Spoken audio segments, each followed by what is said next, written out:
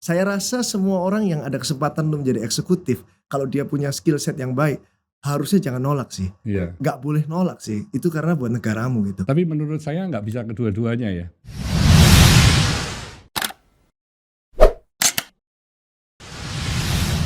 Kenapa waktu itu Andrew melihat masuk ke bidang yang agak melenceng kan ya?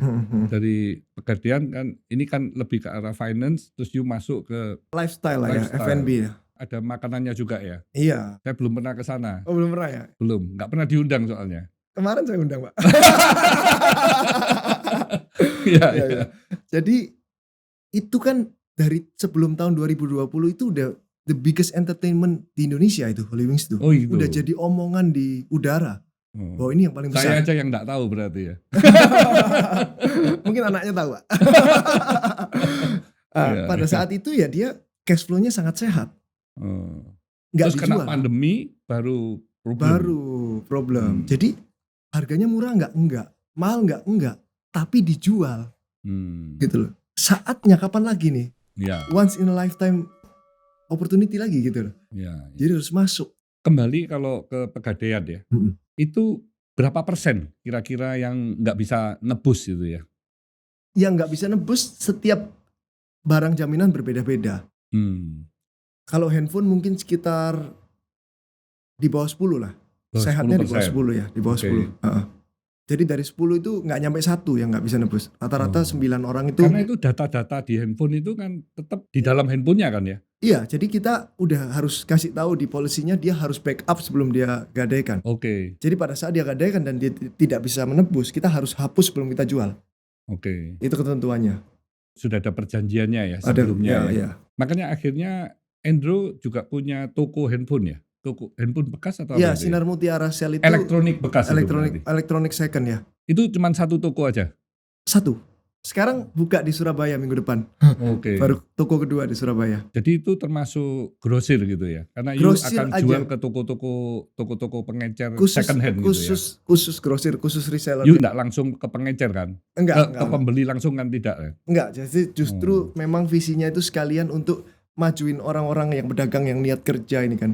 Yang ngambilnya mungkin ada yang 10 juta, ada yang 50 juta, ada yang 100 juta, bahkan ada yang 1 miliar. Besar ya kalau second hand itu ya? 10% lah ya mungkin dia bisa dapat. Oh. Jadi you punya reseller untuk handphone bekas berarti? Oh iya, ada ratusan dan setiap hari ada yang daftar. Wow. Banyak orang yang saya kenal banyak orang yang cuma punya uang 5 juta, 10 juta, sekarang punya rumah. Wow. Dalam waktu 7 tahun mungkin. Oh. Itu 10 juta jadi punya rumah. Menjadi mitra gitu ya? Iya, jadi mitra. Menjadi mitranya Jadi toko grosirnya udah kan? tahu setiap bulan datang dia 2-3 kali itu untuk muter, udah datang udah bahkan ada yang 10 tahun gitu udah dan datang. Mereka buka toko-toko second hand gitu ya? Ada yang toko, ada yang jual online, ada jual di rumah, beda-beda. Karena itu berapa bulan kalau nggak diambil, Andrew bisa punya hak untuk dijual itu? 30 hari untuk perjanjiannya, terus kita kasih masa tenggang 15 hari. Oh, jadi tapi dia boleh perpanjang. Hari. Tapi dia boleh perpanjang terus. Kalau dia nggak perpanjang? Kalau nggak perpanjang dia punya 45 hari. Oh, tapi kalau dia perpanjang terus boleh terus sampai setahun juga nggak apa-apa. Oh, tapi harus bayar bunga terus dong? Iya dong. Oh. Tiap 4 bulan kita renew itu ditaksir ulang. Oh, ya peraturan OJK seperti itu. Karena memang menurun ya harganya. Harganya menurun. Itu bunganya berapa persen? Andrew? Itu beda-beda setiap jaminan. Oke. Kalau emas kita 1,2% per 15 hari. 1,2% per 15 hari. Itu pun kalau emas yang harganya 2 juta sampai berapa gitu. Kalau 20 juta juga 1% per 15 hari. Okay. Kalau di atas 100 juta 0,8% plus 15 hari. Jadi beda-beda setiap jaminan beda. Setiap nominal juga beda. Bahkan kita ada program udah mulai masukin AI ke dalam program saya bahwa ini kalau misalnya dia udah pinjam berapa kali dan karakternya orangnya biasanya kalau nebus itu di tanggalnya tepat atau enggak atau biasanya telat itu kita pinjemin lebih dari kolateralnya. Itu yang baca AI-nya. Orang ini kira-kira jaminannya 1 juta, kita pinjemin 1.200.000 dia kayak nebus. Dia akan pelajarin sendiri, dicoba 1.200. Oh ternyata dia gak nebus. Berarti AI-nya belajar, berarti lain kali dikasih 1,1 gitu. Jadi itu yang menjadi nilai plusnya PGI di Pusat Gadai Indonesia dibanding kompetitor kita. Aneh, handphonenya 1 juta, biasa orang ngasih 700, ini bisa ngasih 1 juta, bisa ngasih 900. Bisa ngasih 1,1. Itu mesin learning yang pelajarin. Gitu. Jadi tetap ya ada improvement terus menerus ya. Harus. Dan ini teknologi juga sudah masuk. Ya. sehingga perusahaannya bisa terus berkembang ya. Ya. Bertumbuhnya berapa persen ini Andrew setiap tahunnya? 28. 28? Iya. Konsisten? Antara 28 sampai 32. Itu untuk 5 tahun, 10 tahun ke depan bisa begitu? Kan kita mau fokus bentar lagi kan masuk di emas ya. Kalau di emas mungkin bisa lompat sih harusnya. Cuma kan butuh capital yang gede ya. Ya. Kalau emas butuh capital gede karena di Pegadaian Hijau aja dia kan ada 40 triliun piutangnya. Kalau kita ngambil 10%-nya itu udah 4 triliun. Anggap 4 triliun dalam waktu 4 tahun, 1 tahun udah butuh 1 triliun tuh. Ya. Jadi akan lompat sih kalau memang tema emas. Cuma ke depan ada rencana untuk IPO? Harusnya sih ada ya, udah nanya-nanya, udah mulai pelajarin, udah mulai nanya apa keuntungan IPO, apa keuntungan nggak IPO gitu kan. Kan ada kayak IKEA itu kan juga masih private kan, lebih nyaman mungkin. Tapi kalau IPO kita lebih terbuka, lebih bisa swap saham ke perusahaan lain yang kita suka, tuker-tukeran tanpa harus keluar uang kan, tinggal swap. Jadi plus minusnya lagi dipertimbangkan, tapi pasti dipersiapkan. Iya. Harus disesuaikan dengan tujuannya Endo yang paling utama itu ya. Kalau you mau melihat perusahaan yang IPO atau yang enggak, itu kan memang story-nya pasti berbeda-beda setiap perusahaan ya. Dan Andrew sekarang sudah invest di Holywing, juga invest di beberapa bisnis juga ya. Ada makanan juga ya. Ada makanan Sushi Toku ya. Surabaya kan ada. Itu juga sebagai silent shareholder. Oh iya, semua silent. Saya semuanya fokusnya di Pusat Gadai Indonesia. Saya belum bisa jadi direktur di 2 perusahaan di sektor yang berbeda. Karena waktu saya masuk di Holywing, saya pegang direktur IT waktu itu. Itu saya kelabakan. Saya tahun 2 bulan. Jadi direktur IT, komisaris, dan direktur di Pusat Gadai Indonesia. Saya kelabakan itu. Jadi program saya yang terakhir di Holywings itu adalah kalau di Holywings itu kita bisa mencet, bisa masuk apps-nya Holywings itu, bisa mencet kita mau duduk di mana, MC-nya berapa. Kayak XX1 kalau kita nonton kan kita bisa layarnya di mana, kita milih di mana kan duduknya. Oh, duduknya tinggal depan, nggak usah besoknya. Itu saya pertama kali saya bikin di Holywings. Begitu produk itu jadi, saya langsung mengundurkan diri dari direktur IT. Kayaknya waktu saya jadi sayang gitu untuk kiri kanan nggak fokus, jadi dua-duanya kurang maksimal. Saya belum bisa caranya untuk fokus di 2 hal. Jadi you kembali fokus di. Jadi saya tetap jadi komisaris di Holywing sampai investasi saya balik baru saya lepas. Ini belum balik ini. Belum kan belum terus. Sekarang mau go internasional kan. Sayang kalau balik cepet-cepet kan Pak. Gitu ya. Kalau bisa baliknya agak lama kan. Gulung terus bolanya cuma 1. Karena juga terus ya bertumbuhnya juga cepat. Cepat ya. Itu hitungannya bukan 20-30 lagi itu. 3 digit bertumbuhnya. Wow. Kalau entertainment gitu. Sekarang berarti cabangnya ada berapa dengan buka kemarin 1 ini? Oh saya nggak ngikutin ya. Iya, saya tanya direkturnya juga nggak ngikutin lagi dia. Soalnya kan ada yang tutup juga gitu loh. Jadi harus dikurangin kan. Ada beberapa yang tutup lah ya. Kira-kira ada 5% sampai 8% outlet itu tutup. Oh, jadi ada yang tutup juga? Ada yang tutup 5 sampai 8%. Jadi kalau sudah nggak perform bagus sudah ditutup. Cari lokasi yang lain. Iya. Jadi location yang paling penting ya. Location. Nomor 1 location. SCBD kita buka itu ramai sekali setiap hari. Kenapa? Location. Jadi main bisnis Andrew ini di PGI ya? PGI. Yang Holywing dan lain-lain itu you masih minority ya? Minority. Termasuk yang food juga? Iya, semua minority. Arahnya kemana ini ke depan ini? Di sektor-sektor apa yang you melihat ada potensial? Terutama setelah pandemi ini ya? Kalau saya sekarang kan umur 38 Mas Yan ya. Jadi saya kayaknya masih fokus di sektor finance dulu karena kayaknya masih banyak yang bisa dikembangin. Jadi sayang kalau saya fokusnya terpecah di lainnya. Betul. Belum mateng. Perusahaan saya itu udah 17 tahun, tapi menurut saya belum mateng. Padahal saya udah fokus, masih banyak banget, masih bisa besar sekali. Masih bisa 8.000 outlet bahkan menurut saya. Jadi sayang kalau saya kemana-mana gitu. Mending saya fokus di situ. Goalnya menjadi nomor 1 ini ya? Iya, makanya saya datang sini Pak. Tahun berapa ya? Mudah-mudahan 7 tahun, 8 tahun lagi. Berarti tahun 2030 ya? Ya, mudah-mudahan. Nanti kalau sudah nomor 1 undang saya ya? Atau sebelum nomor 1 udah barengan gitu. Oh gitu. Nah, Andrew punya tujuan selain bisnis apa ini ke depannya ini? Punya nggak tujuan hidup? Bagaimana ini? Saya kepingin bermanfaat untuk banyak orang sih. Oke.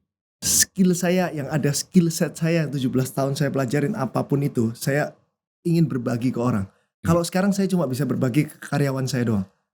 Karyawan saya itu rata-rata lulusan SMA, tapi saya ajarin dari A sampai Z semuanya. Ada ribuan saya ajarin semua, saya bener-bener ilmu saya kasih dia semuanya, saya bener-bener kasih. Tapi saya pinginnya itu kan lebih bermanfaat, bukan cuma ke ribuan orang, ke puluhan ribu, bahkan ratusan ribu kalau bisa. Itu sih goal saya pengennya gitu. Jadi saya terus belajar, dan pelajaran saya bukan cuma buat saya mau bagikan ke sebanyak orang gitu. Nah itu you melalui jalur sebagai entrepreneur atau sebagai penguasa, jadi masuk politik gitu. Sekarang ada gak keinginan ke sana juga? Sekarang kan pastinya jalur entrepreneur ya. Tapi kalau ke depan, kalau memang ada jalannya bisa masuk ke eksekutif ya. Kalau legislatif kayaknya saya enggak sih. Kalau eksekutif, kalau memang ada kesempatan dan dipercaya gitu ya enggak boleh nolak sih. Saya rasa semua orang yang ada kesempatan untuk menjadi eksekutif, kalau dia punya skill set yang baik, harusnya jangan nolak sih. Enggak boleh nolak sih. Itu karena buat negaramu gitu. Tapi menurut saya enggak bisa kedua-duanya ya. Jadi tetap kalau sudah memang pilihannya mau ke jalur politik, eksekutif ya, yang untuk entrepreneurship-nya harus dilepas ya. Harus dijalankan secara profesional dengan mungkin timnya gitu ya. Pasti ada yang harus dikorbankan kan. Iya. Kan dedikasi. Itu kan pilihan ya, nggak boleh dua-duanya ya. Boleh, tapi kan nggak akan bisa maksimal kan kiri kanan. Oh iya. Sebagai eksekutif kita nggak maksimal ke masyarakat, sebagai bisnis juga kita nggak maksimal. Iya, satu di laut, satu di darat gitu. Bingung sendiri nanti. Betul, jadi amfibi ya. Harus pilih sih.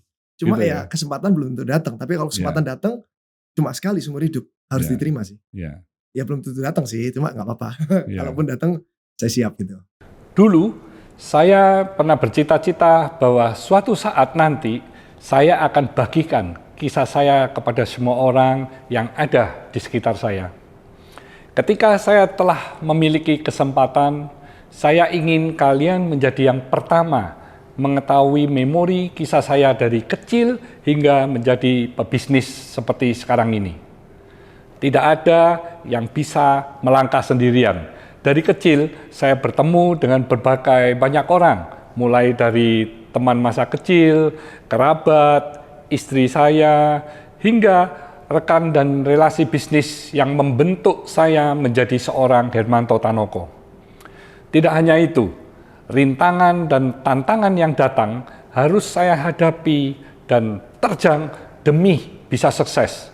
Karena saya percaya bahwa tekad, motivasi, dan kerja keras yang disertai dengan doa yang tulus akan selalu memberikan jalan terbaik untuk saya jalani.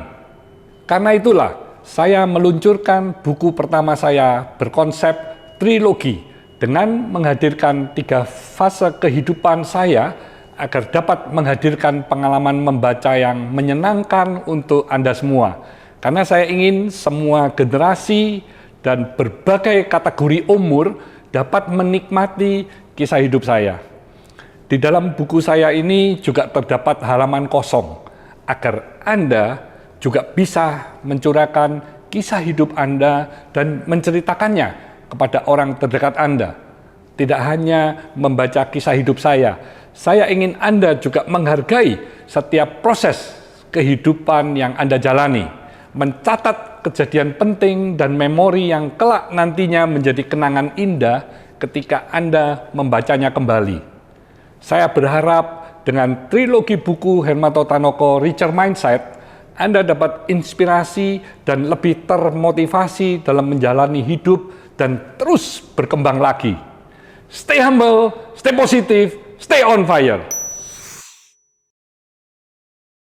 Andrew, sekarang kan banyak anak-anak muda yang ingin jalur entrepreneur ya. Tapi dia selalu alasannya, kan saya bukan dari keturunan orang tua pengusaha, saya juga nggak punya modal. Nah itu apa yang bisa Andrew kasih advice nih? Iya, gini ya, menurut saya kan rata-rata orang ya bukan dari keturunan orang kaya, sebagian besar gitu. Orang sukses itu ya? Oh iya, bukan dari orang sukses rata-rata. Cuman kalau kamu punya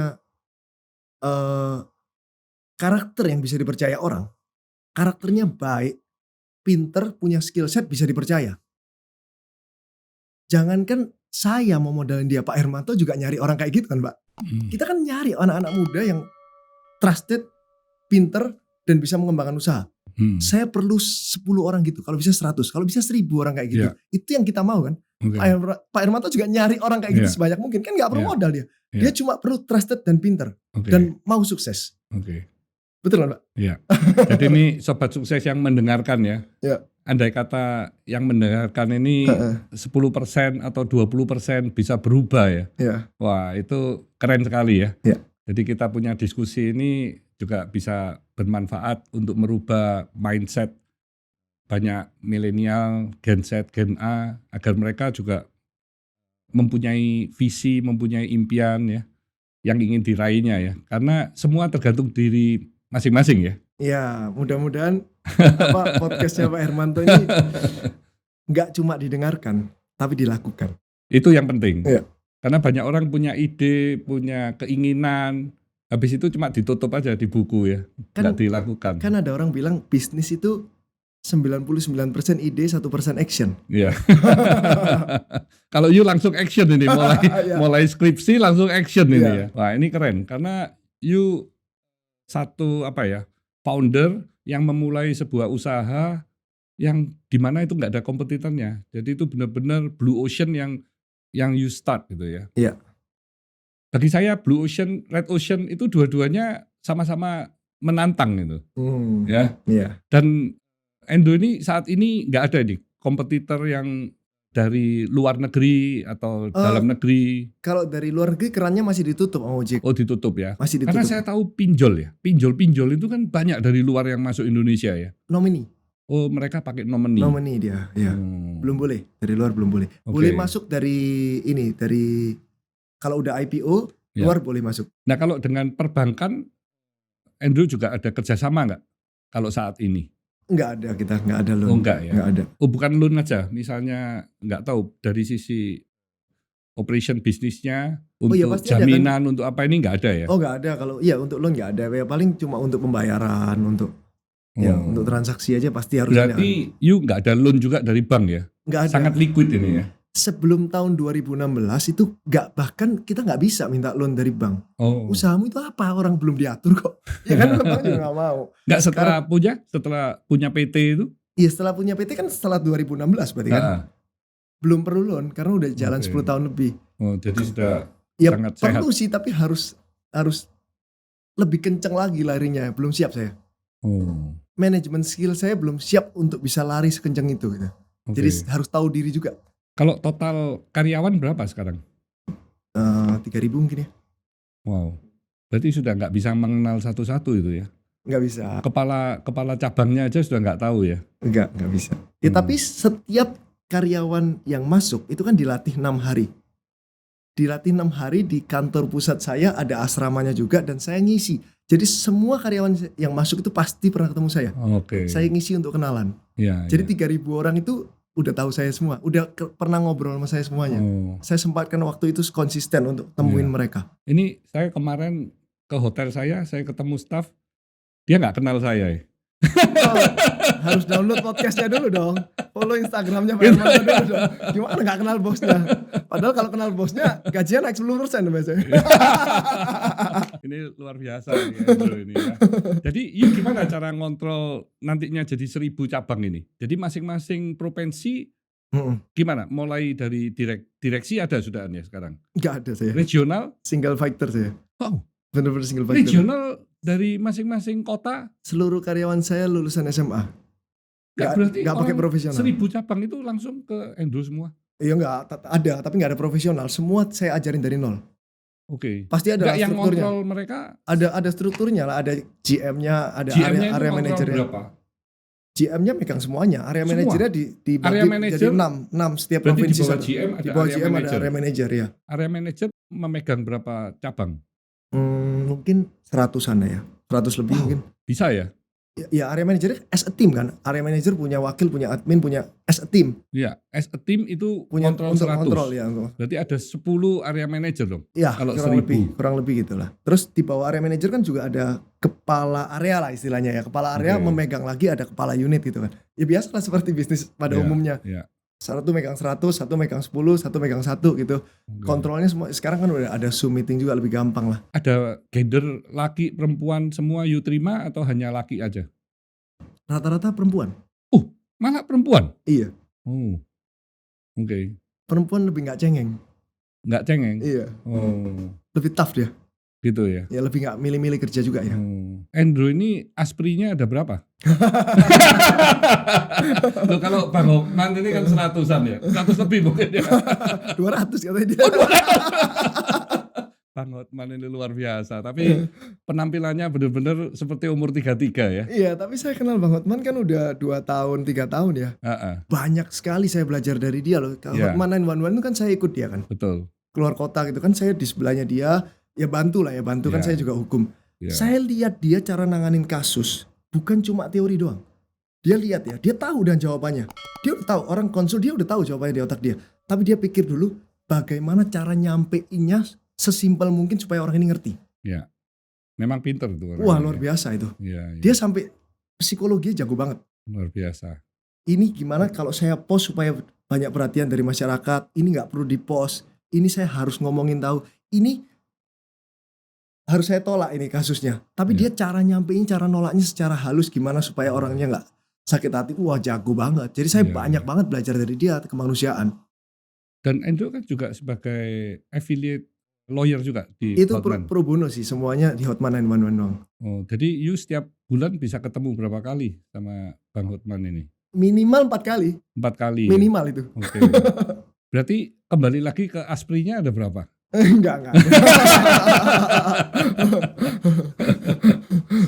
Loh, asisten pribadi masa nggak punya? Oh, asisten pribadi di kantor ya, nggak nempel kan. Oh, tadi you mikirnya lain ini ya? Asprinya Bang Hotman. Mikirnya asprinya Bang Hotman. Kalau Bang Hotman kan ratusan. Kalau you cuma 1 aja? 2. Dua. 1 cewek 1 cowok. Kalau istri nggak bantu? Istri nggak. Jadi di rumah ya? Di rumah. Anak Andrew ada berapa? 2 ya. Tapi you bisa balance ya, bisa di bisnis dan juga family time. Iya. Saya sebelum matahari terbenam udah gitu di rumah pasti. Udah di rumah ya? Pasti. Nah terus jatah ke Holy Wing-nya kapan dong? Seminggu sekali. Oh, dengan istri atau sendiri kalau ke sana? Sama Bang Hotman. Dapat visa ya? Dari istri visa dapat ya? Oh boleh bebas saya bebas. Wah, istrinya pasti luar biasa juga ini. Ya. Saya pernah dengar ya, kecintaan sama istri itu Andrew juga luar biasa sekali ya. Ya pasti semua orang lah. Gitu ya? Semua orang lah. Pastilah. Pak Herman tuh jadi nggak ada pemikiran untuk bercabang kan ya? Enggak. Kalau Pak Herman tuh ada bisa juga golin. Oh iya enggak. Oh enggak ada bisa golin. Enggak, saya kan nggak bisa minum. Minumnya Cleo terus soalnya. Bawa Cleo aja ke sana. Dikira whisky nanti. Kan lihat gitu, oh ini kayaknya bagus diinjek. Saya itu kalau sudah jam 9 malam itu ngantuk. Iya. Loh, tapi saya juga tidurnya jam 9, 9.30 jam 9. Bangunnya kan sekali, Mas. Bisa sampai seminggu pagi. Seminggu sekali kan? Oh, bisa gitu ya? Saya nggak bisa. You berarti minum itu yang kafeinnya itu minum lagi? Enggak, kan alkohol kan bikin ini kan, bangun kan. Masa? Oh iya. Nggak tambah teler? Enggak bangun. Kalau minum 1 shot, 2 shot dia kan nggak bangun. Kalau udah 3 shot dia bangun kan, nggak ngantuk. Seminggu sekali itu sampai mabuk? Enggak lah, ya paling enggak ya. Tetap bisa pulang. Enggak. Oh, enggak sampai segitunya lah. Social drinking kan begitu seminggu sekali kan ketemu sama teman-teman banyak kan. Di sana kan juga ngobrol, tukar pikiran, ngomongin bisnis juga ada seminggu sekali. Ngomongin gimana ini karyawan kita pelayanannya gimana, kita mau ekspansi kemana, ke depan mau dirubah gimana konsepnya. Seminggu sekali ketemu ya nggak cuma gitu-gitu doang. Oh, You Living bisa ngomong bisnis? Bisa. Kalau sama foundernya itu Ivan sama Eka itu kalau keluar kota mau ke Bangkok, mau ke Malay, mau ke Bali kemana. Nggak ngomornya malah ngelantur 24 jam ngobrol sama dia ngomongin kerjaan, kecuali tidur. Oh iya beneran, saya begitu masuk di Holy Wing sih, saya ketemu sama foundernya sama ketemu timnya. Saya baru tahu ada orang ngomongin kerjaan terus gini ya. Pagi siang sore malam, mabuk bangun tidur ngomong kerjaan terus ngomong kerjaan. Gila luar biasa itu. Terinspirasi juga saya. Gitu. Menikmati kali ya soalnya ya. Menikmati intinya. Jadi sekarang Holy Wing juga selain di Indonesia ada di luar negeri? Lagi ini kan, lagi bangun di Bangkok. Oh ya? Lagi bangun di Bangkok. Jalan. Lagi pembangunan. Tapi itu you sebagai manajemen saja atau ikut invest? Ikut invest. Oh ikut juga? Ikut invest. Pasti di semuanya tapi kita ada. Join dengan banyak orang sana? Enggak, investor Indonesia semua. Ada orang Indonesia yang sudah pindah ke sana kita jadi ajak. mulai invest ke Bangkok? Iya, Bangkok dan Malay juga udah deal tanah di depan KLCC langsung. Oh ya? Terus lagi cari di Vietnam berapa kali pulang pergi belum dapat tempat, terus lagi cari di Dubai, Singapura. Singapura juga lagi cari sih, bener-bener cari. Bareng Bang Hotman juga kan ya? Oh iya dong, karena dia kan udah di holding, pasti ikut. Iya. Tapi dia kalau keluar negeri nggak mau ikut. Bukan nggak mau ikut invest ya, maksudnya nggak mau ikut jalan-jalan. Karena dia nggak mau meninggalkan fansnya. Wow. Fans yang luar biasa ini. Andrew, ada yang disampaikan lagi kepada Sobat Sukses ini? Sekali lagi, podcastnya Pak Hermanto ini jangan cuma didengar sih. Kalau bisa dilakukan, harus dilakukan. Kalau cuma denger doang, masuk kuping kanan, keluar kuping kanan apalagi, nggak ada gunanya. Bahkan kalau cuma terinspirasi doang, nggak ada gunanya. Lakukan.